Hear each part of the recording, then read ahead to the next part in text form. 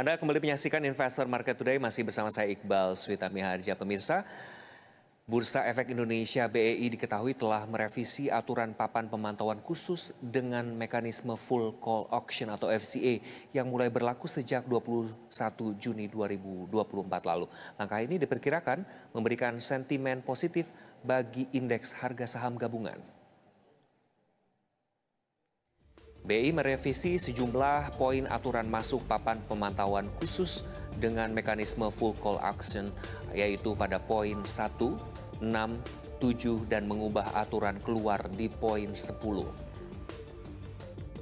Beberapa kriteria yang berubah adalah kriteria-kriteria yang berfokus pada likuiditas saham dengan nilai transaksi rata-rata harian saham kurang dari 5 juta rupiah. Dan transaksi rata-rata harian saham kurang dari 10.000 saham. Dari sebelumnya selama 6 bulan terakhir menjadi 3 bulan terakhir.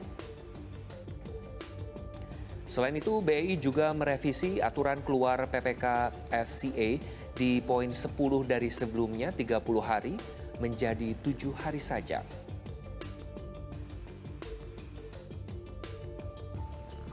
Dan untuk membahas efek revisi FCA dan implementasi short selling kepada likuiditas pasar, kita sudah terhubung dengan Bapak Hari Prabowo, founder Lembaga Pelatihan dan Pendidikan Pasar Modal Investa. Siang Bapak, selamat siang. Terima kasih sudah bergabung bersama IDTV, Pak. Ya, selamat siang Mas Iqbal. Sehat selalu Mas. Sehat selalu, salam sehat selalu. Pak, BEI akhirnya merevisi Pak aturan papan pemantauan khusus dengan mekanisme FCA yang sebelumnya mendapat banyak protes dari investor. Bagaimana Anda melihat langkah BEI yang akhirnya merevisi perlakuan PPK FCA ini, Pak? Kami terima kasih. BEI sudah mendengarkan banyak masukan ya. Saya kira apa yang disampaikan teman-teman melalui beberapa media gitu ya tentang perubahan papan pemantauan khusus dan FCA ini. Nah, ini menandakan bahwa investor di Indonesia sudah semakin jeli dan semakin cerdas ya di dalam menyikapi setiap aturan-aturan yang memang ini akan sangat direspon gitu ya, karena ini akan berkepentingan terhadap para investor itu sendiri di dalam melakukan investasinya. Nah, saya melihat begini kan, itu kan sebenarnya ada dua hal, yaitu papan pemantauan khusus dan FCA ya. Betul. Nah, itu yang menjadi masalah sebetulnya menurut pengamatan saya adalah masalah mekanismenya, FCA-nya itu ya. Jadi bagaimana yang satu, oke, saya sih bisa menerima ya tentang papan pemantauan khusus berbagai kriteria ya, memang ada beberapa revisi. Tetapi itu hal yang lain lagi dari FCA-nya gitu, karena FCA-nya itu adalah mekanisme kan. Nah, yang dikehendaki oleh investor itu transparansinya gitu. Ya, kalau sekarang ini kan beberapa menyindir itu kan ibarat judi ya. Kita tidak tahu bagaimana book order, bid offer-nya seperti apa. Tiba-tiba terjadi harga, dan itu menjadi volatilitasnya bukan menjadi wajar, tetapi menjadi tinggi gitu kan, naik turunnya begitu. Nah, investor itulah yang dikendai adalah kembalikan saja, kalau menurut saya, kembalikan saja kepada mekanisme di pasar reguler. Bahwa harga saham itu bisa di bawah Rp50, no problem. Kalau memang harus begitu, daripada 50 mandak. Jadi pada penilaian secara fundamental, saham itu bisa di bawah 50 ya. Ya, karena toh kita lihat ya, dengan harga nominal Rp10 dijual 100 itu kan sesuatu yang ini ada nilai kan di situ. Nah, nilai itu tergantung pada masing-masing investor penilaiannya. Nah, nggak masalah mau 50 ke bawah, nggak masalah, tetapi transparan mekanismenya. Betul, Pak Hari, mekanismenya BEI yang merevisi harus sejumlah aturan masuk FCA untuk poin 1, 6, 7, dan aturan keluar untuk poin 10 begitu. Kita tahu bahwa poin 10 ini yang membuat pelaku pasar resah begitu karena aturan masuknya tidak berubah.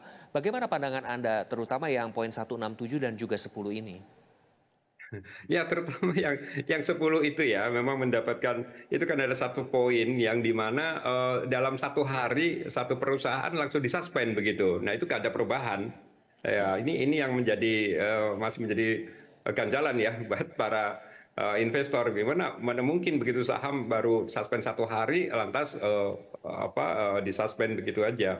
Nah, sebetulnya mekanisme yang lama itu kan juga cukup bagus ya, karena kan Ya, sebelum disuspend itu kan ada UMA kan ya yang dilakukan oleh UBI dan dari itu terus disuspend dan itu sebetulnya sih udah bagus ya dari situ eh, kita bisa menerima lah gitu. Yang baik. jadi sekali lagi ya tadi mengenai FCA-nya itu yang memang kami Ya, concern sekali itu concern untuk sekali ya, Pak. dilakukan revisi atau bahkan dibatalkan saja lah, dikembalikan pada pasar reguler saja Pasar gitu. reguler saja, Pak. Sebetulnya apakah Anda melihat revisi aturan FCA ini bisa menjadi sentimen positif begitu bagi pasar setidaknya untuk kembali menggairahkan IHSG ke level 7 ribuan begitu, Pak? Ya, kalau menurut kalau nilai transaksi saya optimis, nilai transaksinya ya, jadi akan likuiditasnya akan lebih bagus. Tetapi kalau soal indeks itu kan masalah banyak sekali faktor yang mempengaruhi indeks kan, tidak hanya masalah mekanisme transaksinya, tetapi adalah kondisi ekonomi, kondisi politik, Iya. dan itu akan banyak pengaruhnya eksternal, internal itu yang akan mempengaruhi indeks. Ya kita berharap lah ya dengan nilai transaksi itu akan nanti akan ke sana, tapi tidak apa mena-mena gitu ya bahwa nilai transaksi yang tinggi akan menaikkan indeks itu saya kira uh, uh, berbeda sebetulnya.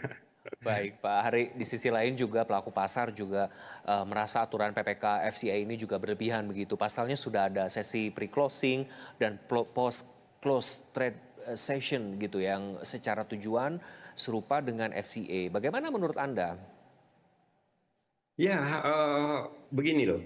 Sebetulnya kan tugas dari BEI itu kan tadi substansinya di pasar modal itu kan menciptakan satu apa investasi di satu sisi ya, dan juga untuk penggunaan di dalam modal dari masyarakat itu ya. Itu yang dan menjadikan transaksi itu yang wajar dan efisien gitu, Mas. Jadi kita kembali ke real ya. Jadi mengakui apa yang terjadi di pasar ya, dan pasar kita itu kan ya spesifik seperti ini, kita tidak bisa kita meniru begitu dengan aturan-aturan yang lain ya, ciptakan yang nyaman dalam berinvestasi. Bagaimana sih pandangan investor Ya, itu ya. saya kira sih seperti itu. Pak Hari, sebetulnya menurut Bapak selain memang kebijakan PPK FCA ini, BI lebih baik melakukan apa untuk melindungi para investor? Apakah sebaiknya memperketat IPO saja begitu, Pak?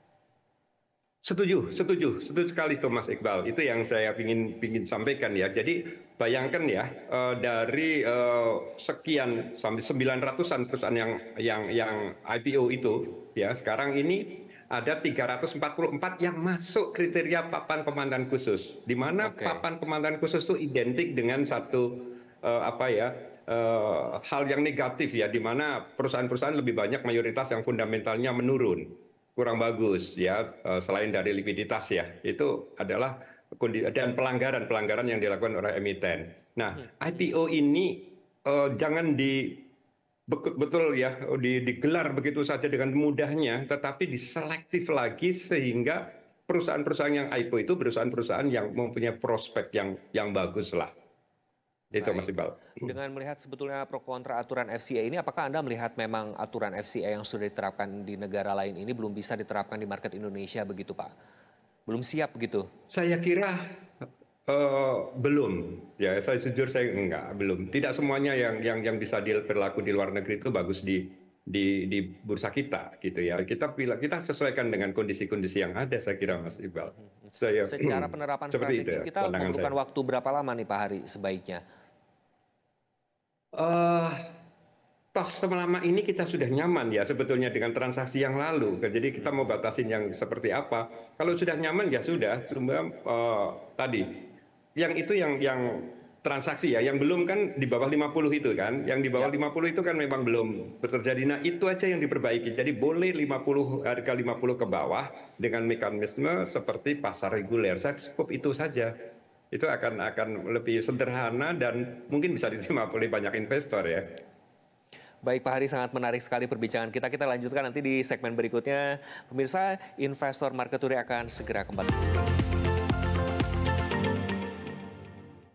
Anda masih bersama saya Iqbal Sutapi Harja di Investor Market Today dan kita lanjutkan kembali dialog bersama Pak Hari Prabowo, founder Lembaga Pelatihan dan Pendidikan Pasar Modal Investa. Pak Hari, kita lanjutkan diskusinya. Memang tadi sangat menarik sekali terkait FCI ini dan Bapak masih lebih setuju dengan mekanisme pasar reguler ya Pak. Selain FCI ini Pak, salah satu kebijakan yang tengah digodok BI untuk meningkatkan likuiditas pasar saat ini adalah short selling begitu. Bisa dielaborasi Pak terlebih dahulu apa sebetulnya perbedaan transaksi short selling ini dengan yang tradisional Pak Hari? Ya, short selling ya. Jadi pengertiannya kan begini. Saham itu kan ada dua gerakan saja, naik atau turun. Orang bisa memanfaatkan untuk mencari cuan itu ya, itu dengan beli dan kalau naik kita jual. Atau sebaliknya, jual dulu baru beli gitu. Itu kan sama-sama mencari keuntungan di dalam investasi di trading ya, di saham ini. Nah, kalau yang konvensional kan orang itu kalau tidak punya saham tidak bisa menjual kan, ya. Sedangkan dengan short selling orang yang tidak punya saham itu bisa melakukan penjualan. Itu substansinya kan pengertian dari short selling kan begitu ya, Ya. Mas Iqbal. Itu ya yang ada. Itu dasarnya begitu ya Pak Hari ya. Dasarnya begitu. Dasarnya begitu. Tapi sebetulnya apa yang perlu diperhatikan ya para investor takut lebih memahami lagi terkait kebijakan short selling ini yang harus diperhatikan begitu Pak? Ya. Nah, ini short selling ini kan harus juga melihat kondisi-kondisi ya, Mas Iqbal. Ada banyak bursa yang melakukan short selling, tapi juga ada beberapa negara yang melarang short selling. Nah, itu saya kira mereka melihat ada satu kondisi tertentu. Nah, China memang dan kalau Amerika saya begitu ya, bicara Pak? positif, iya. Jadi secara positifnya ya mungkin begini. Satu hal buat investor itu kalau investor eh, ingin melakukan penjualan kan bisa sekarang nanti ada lembaga penyewaan kan satu. Nah yang perlu diingat juga bahwa investor yang sekarang katakanlah kalau saya sebagai investor punya saham yang memang mau saya pegang jangka panjang atau mungkin sedang turun harga sahamnya itu saya bisa memanfaatkan, saya bisa menyewakan ya saham tersebut melalui lembaga tadi yang menyewa itu satu hal yang positif ya buat investor. Nah ini kan masalahnya bagaimana kita itu menyikapi dengan short selling ini ada kecenderungan gitu kan karena orang akan lebih suka yang melakukan short selling kalau harga saham itu turun. Itu kan dilematis ya. Jadi satu sisi dia ingin saham itu turun dan dia akan beli di bawah lagi. Nah saya jadi ingat ketika kondisi-kondisi bearish gitu OJK itu memberikan justru anjuran buyback ya bahwa emiten-emiten yang sahamnya turun yang secara fundamental masih bagus itu selalu melakukan buyback ya pembelian atas saham-saham itu di pasar dan di satu sisi sekarang dengan short selling ini kan orang berusaha untuk menurunkan harga saham dan itu akan menurunkan indeks pasti gitu ya, itu seperti itu Pak Hari, pemikiran saya Mas Iqbal. transaksi short selling ini juga beberapa kali dihentikan terakhir 2020 begitu ya Pak saat pandemi namun kembali diaktifkan. Bagaimana skema short selling ini bisa meningkatkan likuiditas pasar sebetulnya Pak? Ya, yang dimaksud likuiditas tadi kan misalnya investor yang kok sahamnya lagi turun terus, saya nggak punya saham, ya udah kalau gitu saya jualan dengan cara meminjam saham itu, ya dengan harapan saham itu turun dan suatu saat dia akan beli gitu, dan itu jadi ada transaksi kan, memang kalau dilihat dari kacamata bagaimana atau tujuan untuk meningkatkan nilai transaksi mungkin bisa seperti itu. Orang yang tadinya punya saham, yang diam aja bisa disewakan. Mungkin dia sambil nunggu harga sahamnya naik, dia dapat uang sewa lah dari saham yang dia pegang itu. Seperti itu. Tapi semuanya ya kembali pada satu aturan-aturan yang nanti memang aturan-aturan itu Pak Hari, harus demikian. terkait resiko-resiko sendiri itu seperti apa Pak yang harus kita cermati dan hindari begitu Pak terkait short selling ini? Ya, risikonya begini. kita risiko untuk apa nih? Risiko untuk investor misalnya ya. Ya, Risiko investor itu kalau dia jualan saham dan sahamnya itu ternyata malah naik, dia akan mengandung risiko kan. Karena dia harus membeli. Dia pada satu waktu yang tertentu dia harus membeli saham itu kembali dan itu jadi kebalik. Harusnya dia ingin turun, harga sahamnya menaik. Nah, risiko secara umum ini kan aturan-aturan ya sekali lagi bagaimana supaya tidak terjadi one prestasi kan ini ya, berkaitan dengan sewa menyewa sedangkan margin trading saja yang ada aturannya sudah itu kan kadang-kadang ya dulu jebol-jebol kan orang yang melakukan pembelian dulu dan seharusnya membayar tidak membayar itu kan ya, risiko ya jadi kita memang harus berpikir ketika kita meluncurkan produk-produk ya itu tapi kita harus ingat bahwa kita dengan berpikir baik-baik saja gitu. Ada beberapa mungkin pihak-pihak yang justru memanfaatkan satu aturan-aturan baru ini untuk tujuan-tujuan ya pokoknya saya harus untung sendiri gimana caranya. Ya karena ini fair ya saya sampaikan ya, ya, kita jangan sampai bursa ini menjadi arena judi atau arena perampokan gitu ya. Maaf ya, kalau saya ya. bicara kasar perampokan itu karena ya memang faktanya ada di pengadilan kan Ya, yang ya, sudah masuk ke ranah-ranah ya, pengadilan tentang ya. di pasar modal ini. Jadi Itu notesnya Mas adalah Iqbal. jangan sampai kebijakan-kebijakan ini menjadi celah begitu untuk orang-orang mengambil kesempatan hanya bisa dibilang cuan oriented begitu ya Pak ya? Persis, persis ya. Jangan sampai Ya, menjadi satu ya, tindakan-tindakan kejahatan dengan baik. cara yang halus karena justru memanfaatkan dari aturan-aturan itu. Ya, Ya, ya. susah diperiksa kan aturannya begitu gitu. Ya, betul. Di beberapa negara, Pak, transaksi short selling ini juga dihentikan karena memberikan dampak buruk dan beresiko yang gagal serah begitu. Bagaimana sebetulnya BII bisa mengantisipasi ini jika memang gagal serah ini menjadi salah satu yang ditakutkan atau resiko paling signifikan begitu? Betul, itu yang kita khawatirkan. Ya, jadi jangan buru-buru. Menurut saya jangan buru-buru lah. Jangan buru-buru meluncurkan produk-produk itu kalau belum benar-benar dipelajari ya tentang berbagai macam kemungkinan risiko itu. Sekali ini lembaga kepercayaan loh.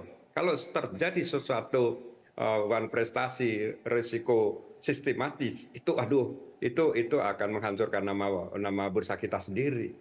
Saya kira itu. Jadi memang perlu diuji lagi, perlu Perlu dipikirkan diuji kembali ya lagi. untuk Baik. didiskusikan bersama lah. Kelebihannya sebetulnya ada nggak sih Pak terkait short selling ini? Apakah memang hanya resiko saja begitu yang terlihat? Apakah ada kelebihan-kelebihan yang bisa kita ambil dari kebijakan ini? Iya, iya. Kelebihannya tadi nilai transaksinya bisa meningkat ya. Dan satu tadi yang sudah saya sebut di atas bahwa orang-orang yang tadinya ingin long gitu ya daripada sahamnya mandek begitu saja di KSEI dia bisa sewakan saham itu untuk ditransaksikan dia mendapatkan uang gitu ya selain tadi dapat dividen misalnya sambil nunggu itu ya kalau sahamnya dia apalagi tidak liquid gitu ya, itu bisa disewakan itu satu hal yang positif buat investor yang memang perlu kita sampaikan juga ya di sini. Termasuk juga mendukung penemuan harga begitu ya Pak ya? Iya, iya, menurunkan harga. Tapi begini ya, maaf. Jadi eh, kadang-kadang di bursa itu terjadi harga yang jauh dari fundamentalnya. Oke. Jadi karena satu ada mekanisme tertentu ya, tujuan tertentu tadi, pokoknya dia jualan gitu ya, bahwa fundamentalnya itu sebetulnya tidak seperti itu, tapi harga satu bisa turun dan sebaliknya. Dan sebaliknya ketika fundamentalnya itu jelek, harga sahamnya itu bisa tinggi gitu. Jadi tidak selalu ya di pasar ini harga itu mencerminkan fundamentalnya gitu Mas Iqbal. Ya itu memang apa yang terjadi ya dipasarkan seperti itu. Pak, jika memang ini mau diimplementasikan sebaiknya BEI itu melakukan seperti apa? Apakah memang merevisi lagi seperti yang terjadi di tahun sebelumnya karena memang sempat dihentikan begitu Pak Hari?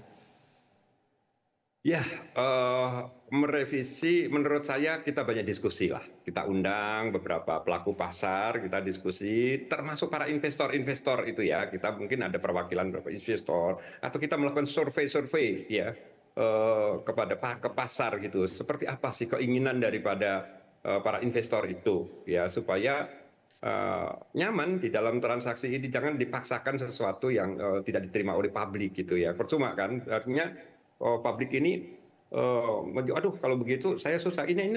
Saya ya terus terang lagi mengajarin banyak investor pemula-pemula ya, mulai dari awal bahwa pasar modal itu adalah mereka berinvestasi, membeli saham, membeli perusahaan begitu ya. Tetapi sekarang dengan banyaknya aturan-aturan yang seperti ini, mereka bingung lagi gitu. Kalau mau ya dia bilang kalau mau trading kan ada pilihan yang lain, kripto misalnya gitu ya, atau bursa berjangka gitu. Nah, Ya, di pasar modal itu kan substansinya kan dia investasi membeli perusahaan kan, gitu. ya. Jadi ya Mhm, mungkin mhm. kita akan pikirkan lebih jauh lah teman-teman Baik, BEI Pak Hari. itu. Saya kira kita Ya, banyak diskusi ya untuk itu. Demi kemajuan pasar modal kita bersama tentunya Mas untuk Iqbal. kemajuan pasar modal Indonesia, Pak, terkait bagaimana kita Betul. melihat pro kontra dari kebijakan sebelumnya terkait Iya, FCA atau PPK kritikan itu begitu. diterima Hmm, sebagai ya. bagian dari kemajuan bersama lah.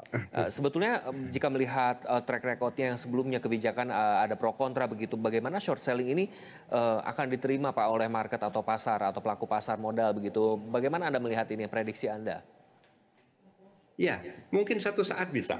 Suatu saat bisa. Setelah memahami ya bagaimana resiko dan manfaat daripada short selling itu. Dan itu pun akan dilakukan secara bertahap ya. Mungkin mula-mula adalah perusahaan-perusahaan yang mempunyai likuiditas tinggi, punya fundamental bagus, volume sahamnya gede gitu ya. Nah, itu yang mungkin tahapan-tahapan yang perlu dilakukan oleh BI ya. Dan jangan semuanya gitu, tapi ya Ya. eh, beberapa saham saja yang memenuhi kriteria tertentu sambil memikirkan celah-celahnya ada di mana. Jangan sampai orang justru ingin menguasai, bisa loh ya, ingin Ya. menguasai perusahaan tuh dia melakukan short selling terus dia beli, dia masuk di bawah dengan jumlah yang lebih besar sehingga kepemilikannya akan lebih Ya. lebih besar ya, dan itu untuk tujuan-tujuan yang tertentu juga. Jadi setiap kali kita harus memikirkan dari sisi negatifnya juga selain sisi positifnya, Mas Iqbal. Meski menaikkan likuiditas, namun di sisi lain Pak, short selling juga identik dengan pelemahan indeks saham di bursa begitu. Bagaimana pandangan Anda? Benarkah short selling ini bisa membuat IHSG downtrend begitu? Dan bagaimana sebetulnya BEI ini mengantisipasi downtrend ini? Ya, ya, ya kan begitu. Memang mungkin pada tahap-tahap awal ya, Mas, itu waktu diluncurkan short selling itu akan terjadi, ya penurunan indeks itu karena yang pemain-pemainnya nanti akan pemain-pemain yang besar, gitu ya, dan juga akan ikut-ikutan karena kalau hanya melihat satu sisi saja, gitu, sepintas saja, oh short selling itu kan harus menjual sahamnya dan beli di bawah. Rame-rame lah mereka melakukan itu, ya kan, mereka udah melakukan itu sehingga benar-benar si harga saham turun, ya dia harga saham gabungan turun, ya, itu bisa bisa terjadi sampai mekanisme tertentu ya, dan itu akan menjadi volatilitasnya akan menjadi tinggi juga itu Ya. ya kalau yang belum siap gitu ya. Nah itu makanya dibutuhkan volume-volume yang besar ya supaya Mhm. kalau yang kecil-kecil wah itu tadi saya kira akan menciptakan harga yang volatilitasnya tinggi gitu. Baik, Nah, Pak BEI itu. merencanakan implementasi short selling ini pada Oktober 2024 nanti. Menurut Gimana? Anda Oktober waktu yang tepat Pak? Atau justru Oktober termasuk waktu yang bearish IHSG begitu? Iya betul. Saya baru mau katakan itu rawan kan bulan-bulan Oktober itu ya. Itu bulan-bulan yang apalagi nanti begitu Oktober diluncurkan ya. Terus indeks harga saham gabungan tertekan misalnya, itu kan akhir tahun. Ya di mana Desembernya indeks harga saham gabungan juga lebih rendah dari awal tahun. Akan terjadi penilaian ya yang kurang kurang manis lah ya, kalau di pasar gitu. Oh ya kan IHSG kita Desember ini turun di bawah awal tahun misalnya gitu, itu akan kurang elok menurut saya ya. Jadi mungkin ya mungkin tahun-tahun depan lah ya, kita butuh waktu sosialisasi, yang penting Mhm, sosialisasi yang mhm, ini mhm. uji coba gitu ya. Tapi Ya, kalaupun mau dipaksain ya itu gimana lah, itu tadi Pak ya Hari. sangat selektif sekali ya Pak Hari, menggunakan kalau beberapa saham saja. dipaksain gitu menurut Bapak akhir tahun ini diimplementasikan di bulan Oktober gitu, apakah ini akan membuat IHSG gagal mencapai target begitu dengan adanya downtrend dari kebijakan-kebijakan short selling ini dan juga Iya. FCA, Pak? Bisa jadi, bisa jadi. Makanya kalau saya pribadi sih jangan jangan bulan itulah ya, jangan bulan itu gitu. Biar biar dulu. Ini kita juga masih bingung dengan FCA itu. Kita benahin dulu yang ada. Jangan bareng-bareng gitulah.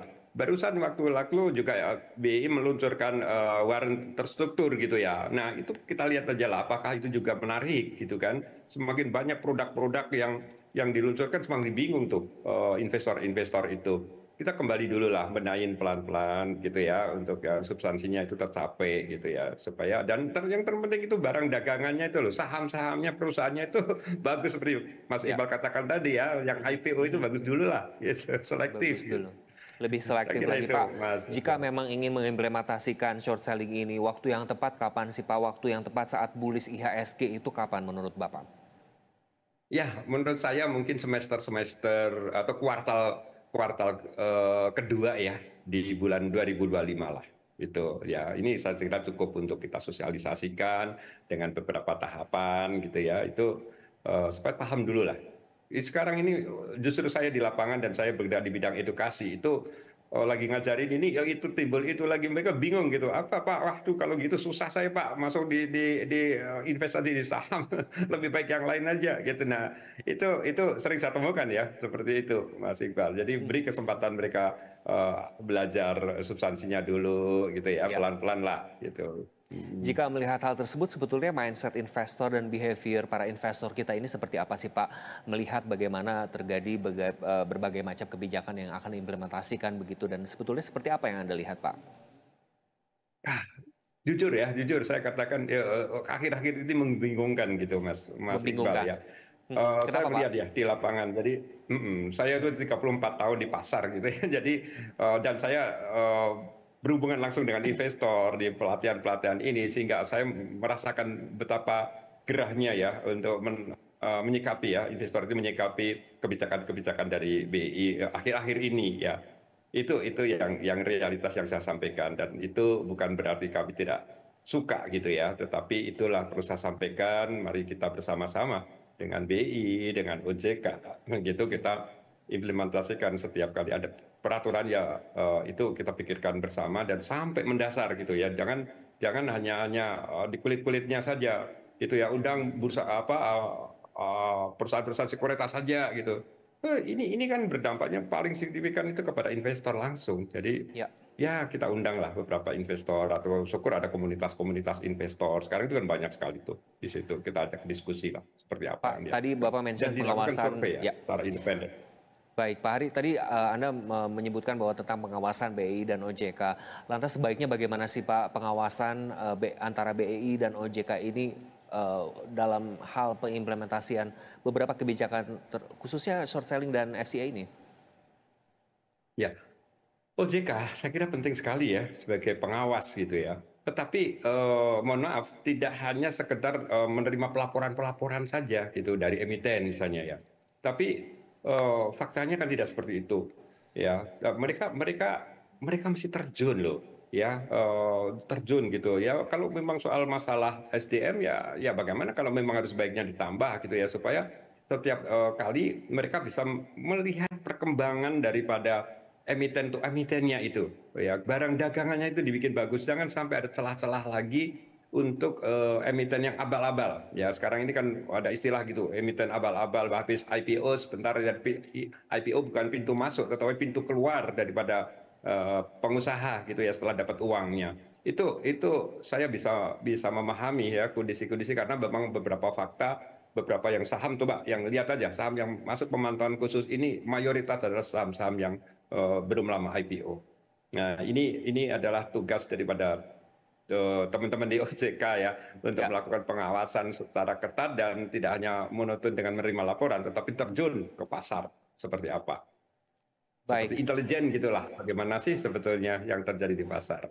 Itu. Baik, terima kasih Pak Hari Prabowo sudah bergabung bersama IDTV khususnya di Investor Market Today untuk sharing mengenai short selling dan juga FCS. Semoga memang seluruh kebijakannya ini memberikan manfaat terutama bagi para investor dan bagaimana saham-saham itu sendiri diutamakan dan menjadi prioritas begitu. Sekali lagi terima kasih. Pemirsa itu tadi Pak Hari Prabowo, founder Lembaga Pendidikan dan Pelatihan Pasar Modal Investa. Kita akan kembali usai jeda berikut, jangan kemana-mana, tetaplah di Investor Market Today.